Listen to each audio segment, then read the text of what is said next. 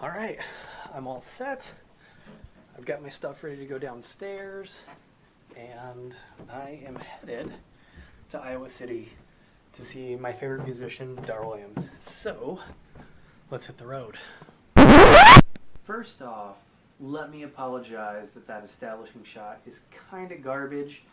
It's real low lighting, and I seem to have messed it up somehow worse than my usual low lighting shots. So I know it's bad. Thank you for bearing with it. Second thing, I try to avoid editorializing after the fact too much. I try and record things in the moment. But there seems to be footage missing from this night.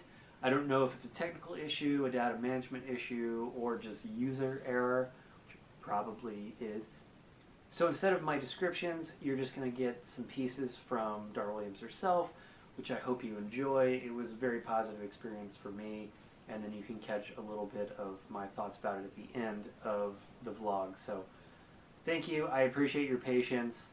I think we're getting better each and every episode, and I just can't thank you enough for checking it out. So thank you.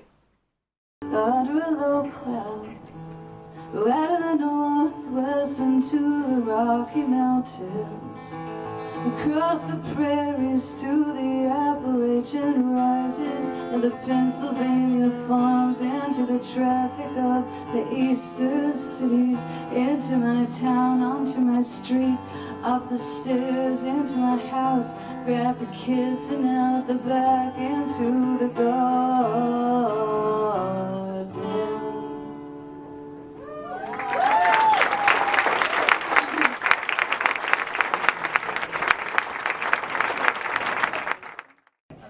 It doesn't start with love.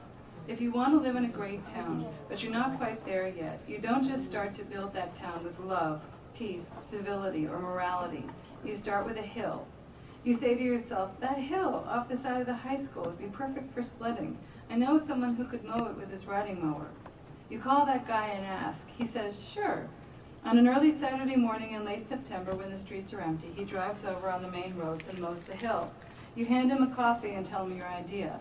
He says, pointing, after it snows, you should get someone to just tamp it down, establish the track so the kids don't end up in the junk trees there.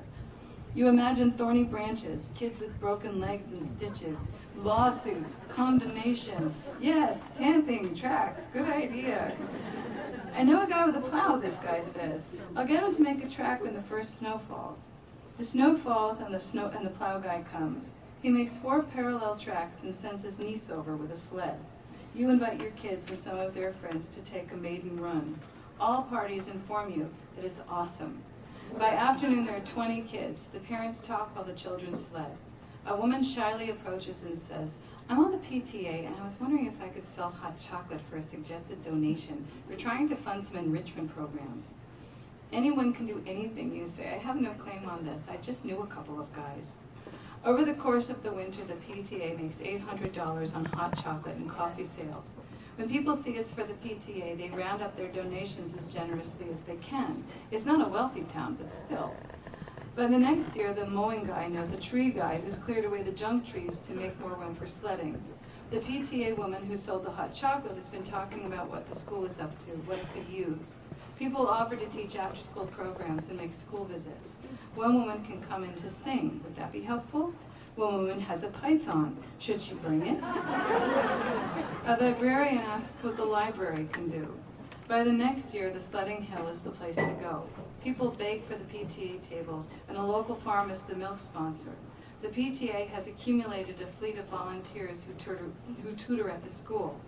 The woman from the PTA is dating the guy with the mower. The library and school are coordinating events. Someone has started a small concert and reading series at the base of the sledding hill in the summer because the slope of the hill is like a natural amphitheater. Next year, someone wants to run an outdoor film series. There's talk of a small community herb garden, and someone has approached the guy with a plow about starting a tool library. He says he'll talk to the gal at the VFW hall. Maybe they could do it there. That's when a father from another town, watching his kids speed down the hill, turns to you and says, "This is a great town. I wish we lived here."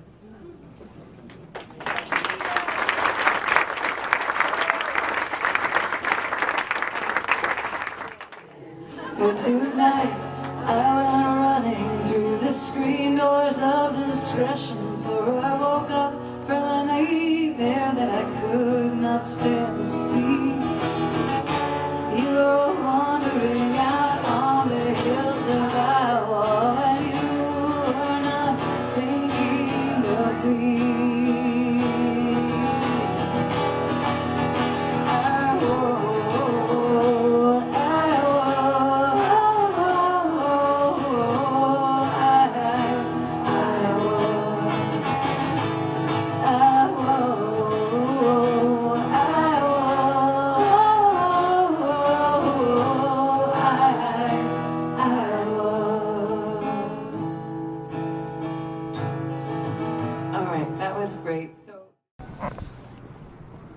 Some people tell you don't meet your heroes, and that's awful advice. If meeting your heroes is bad, get better heroes. This is the second time I've met her, and both that time and this time, she was absolutely lovely and glorious and charming and gregarious, and it was just absolutely a wonderful experience. So now begins the drive home. I didn't fan out too hard this time. Last year I did.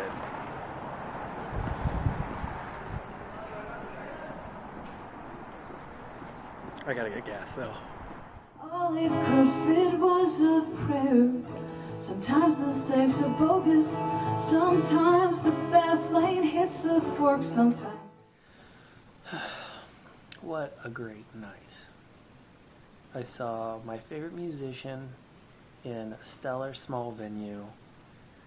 I had a nice little chat with her, and she even actually said she maybe remembered my fanboying super hard last time I met her. She signed my book, well, my copy of her book, which is super cool. And I'm incredibly tired now, so good night.